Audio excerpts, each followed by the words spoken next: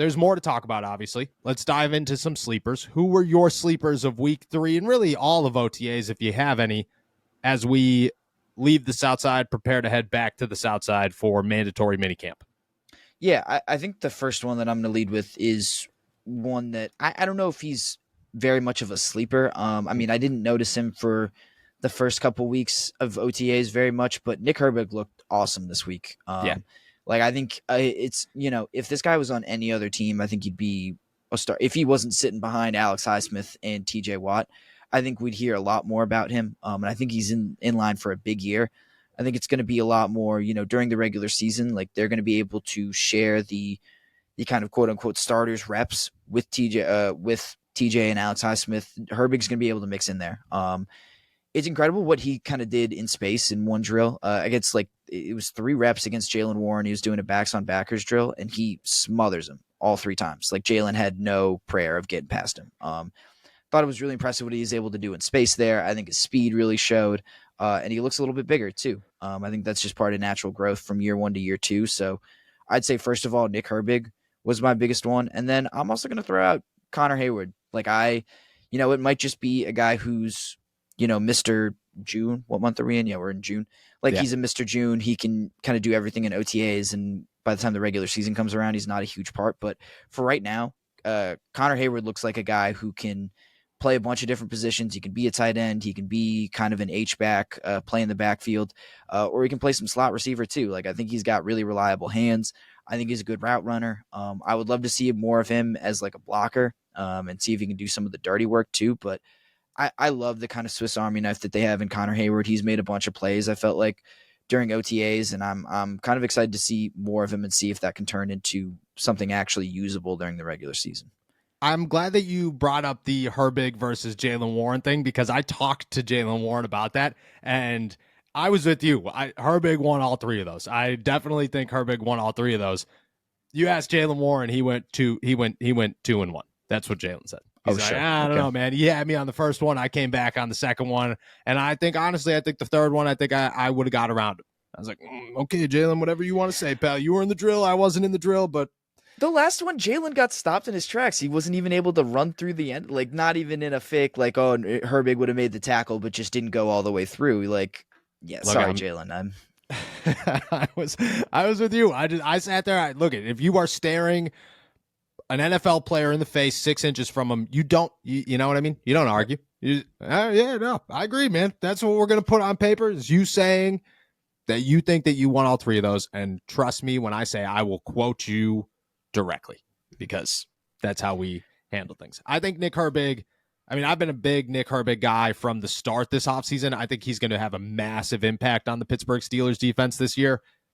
The dude just looked good last year, and he's a 4th-round pick who needed to grow a little bit. In the words of his brother, he's a stud. He's super athletic. He could play any of the gaps if you use him as that 3rd outside linebacker. And having TJ Watt and Alex Highsmith and then Marcus Golden last year, I think people really undervalue what that does for people. Like, if it was nobody, if it was just, oh yeah, Bud Dupree and Marcus Golden were out there and you got to learn from some quality vets who have a lot of experience, but they've never really been superstars, yeah, that helps a little bit. TJ Watt is the best edge rusher in football. To get to learn from that guy, and he's a guy who, like, I don't think TJ Watt was born and just became the best edge rusher in football. TJ Watt learned how to be the greatest from his brother, who at a time was the greatest, which helps him then teach Nick Herbig potentially how to be the greatest. I feel like that's the progression that we're seeing here. And I'm not saying Nick Herbig is going to be the next TJ Watt. I'm just saying that he's getting to learn from a guy who learned how to do it, which is super beneficial. And I think he's going to be massive. Connor Hayward's a dude. Mr. June, he's not like Gunnar Hayward or Gunnar Olszewski, Mr. June, where it's like, this guy's always open, he's going to be a stud, and then the season shows up and he does absolutely nothing. Connor Hayward's going to make an impact, but you're right. Connor Hayward is always one of the most notable players on the field during this time of year. And I think that's because the Steelers don't use him during the season as much as they use him during minicamp and OTAs, and maybe we're just not looking at it. Maybe he's not open. I have no idea, but he does come up with crazy catches during this time of year. He's got potentially the best hands on the field outside of George Pickens when everybody's out there. It's crazy. If this dude was 6'3" and just a little bit more athletic, I think he'd be a superstar in the making. But you're right. He does look good, and he always looks good. And I think that's promising to have a guy who I look at Connor Hayward as in, if you're just going to stick him out there and be like, hey, go catch a 6-yard pass, we need 6 yards, that's Mr. Reliable right there. You know, you got a really good shot of Connor Hayward making a play and catching a football, especially in traffic, because he does it all the time, if you need an easy route where he could get open. I feel like Connor Hayward's a dude who, I mean, I'm excited to see. This is year 3 for Connor Hayward, so I'm excited to see what year 3 does bring for that guy. Oh, go ahead. You mind if I say one more thing about Nick Herbig? Like, you made the point about him getting taught by TJ Watt. You actually see Nick Herbig now teaching some of these other guys. Yes. Like, he's, the Jeremiah Moons. I forget. I don't know if it was Jeremiah Moon specifically, but there was one time where they had just wrapped up a drill, but I could see Nick Herbig going through pass rush moves with a younger guy, giving him pointers, showing him the ropes too. And I think that was a big sign of growth as well. So that's another reason why I'm real excited about Nick Herbig. He's taking this knowledge and he's putting it into action with other people as well. Yeah, I agree. Nick Herbig is a dude that Steelers fans should be excited for, because I think year 2 is going to be massive. And I agree with you. I think that you get to see that, which is very cool. I have 2 sleepers as well. I've mentioned them a couple times on the show. I'll continue to mention them until they're no longer sleepers. The first one is Jalen Elliott, and I laugh. I was laughing to you yesterday. I was telling you this. We were sitting there at practice, and I'm looking, and I usually don't read the YouTube comments. I try to filter them out and find the good ones, because I appreciate everybody who makes good comments on here. Like I can't tell you how much I appreciate it. A lot of comments, especially on YouTube, is just toxic, and you gotta ignore them. But when you click on the app, it tells you the first comment that was made. Boom, pops it right up there. And the first comment that was made on yesterday's show was, Jalen Elliott isn't a real dude on this roster. And I was like, yeah, I'm staring right at him, pal. How much you want to bet? I'm pretty sure that's him. I've been looking at him all day. I actually talked to him after practice, introduced myself, went up and said, hey, I'm Noah. And his response, as crazy as it was, hey, I'm Jalen. And I was like, there it is, confirmed. Jalen Elliott is in the building. Couldn't believe it. He's looked very impressive. He looks like a strong communicator, a dude who kind of has a veteran presence to him. And he is a veteran at this point. He's been in the league a couple of years and never really stuck to a roster, but he just looks like a guy that's comfortable out there. He seems like somebody who's really caught on to this defense in the, I don't want to say short amount of time. He bounced back and forth from the practice squad last year, spent a little bit of the summer with them in 2023. I think he's been around long enough to actually understand what's going on, have a relationship with guys like Minkah Fitzpatrick and Joey Porter Jr., and I think that goes a long way. He just looks like a dude who could make some noise at training camp, who could come in here and come up with a couple of big plays and really start to push himself as a person who maybe makes the 53-man roster. It stinks that the safety room is so loaded and you have guys like DeMonte Casey and Miles Killebrew who aren't going to miss the roster. But Jalen Elliott, has the potential to really push himself onto that last or one of those last roster spots, especially if he could play well in special teams. My other guy is running back Aaron Shaplin, who continues to impress. Harvard guy, stands out, really electric on the field, has a couple of really good bursts, especially when he gets to the second level. Got to put pads on, got to see if he could get hit by Mark Robb and Landon Roberts and Patrick Queen and stand back up, or if he could hold his own against those guys.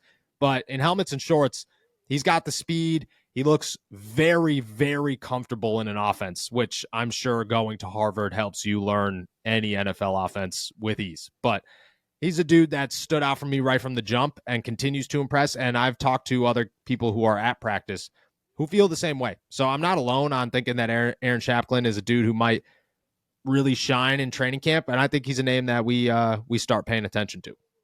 Yeah, I agree on both counts. I mean, Elliott, it's a guy who's only in his third. I think he's in his 4th year. He's played 3 years, but he looks a lot older out there. He looks like a guy who has really been around the block, even though he sort of hasn't. And your point about him making the 53-man, I think it's like almost to the point where you feel like you have to protect him a little bit. Yep. Like if you you drop him to the practice squad, I think there's a pretty decent chance that, after he puts some stuff on film, after he puts some preseason tape out there, people are going to be interested in him. The safety market isn't crazy. Not like teams are dying to sign certain guys right now. I think when you get later in the summer, there's gonna be a rush. People are gonna realize it's kind of a need. And Elliott could be someone who fills a fairly significant need for someone. So I think the Steelers would be wise to protect him a little bit, to try to keep him on the 53-man roster, not only because he's a good player, but because if you lose him, I think if you don't protect him, I think he could be gone for good. And the other name you brought up, I'm already. Oh Aaron yeah, Chaplin, Champlin. Yeah, I mean that guy's been awesome since the start, man. Like right? it's all 3 weeks. He's been really really consistent. I think we noticed him right away. First week of OTAs, there wasn't a ton of reason to talk about him, but man, Eddie Faulkner just keeps pulling running backs out of nowhere, Yeah. man. Like Yes. it's a little crazy. Like it's a strong running backs room, and Champlin has looked like one of the better guys in there.